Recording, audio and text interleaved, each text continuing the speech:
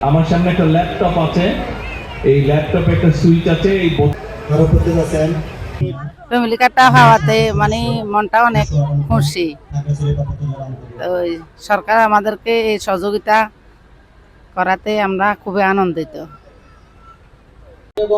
আমরা family card পেয়েছি, আমাদের থেকে অনেক ভালো লাগতেছে। আমরা ফ্যামিলি কার্ড পাওয়ার জন্য অনেক ধন্যবাদ, তারেক জিয়াকে আমরা ধন্যবাদ জানাইতেছি।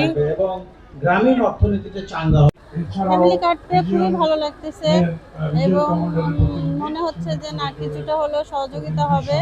এর জন্য আমাদের পক্ষ থেকে আমাদের জননেতা প্রধানমন্ত্রী তারেক রহমান না, ফ্যামিলি কার্ড এখনো পায় নাই, আমাদের পাশাপাশি ওরা পাইছে। আমরা সামনে দিয়ে পাবো, পাইলে তখন খুশি হব। সম্প্রতি আমাদের ছেলে মেয়ে আপনার দেওয়ার ফ্যামিলি কার্ডে আমি আমার ছেলে মেয়ে লেখাপড়া করাবো।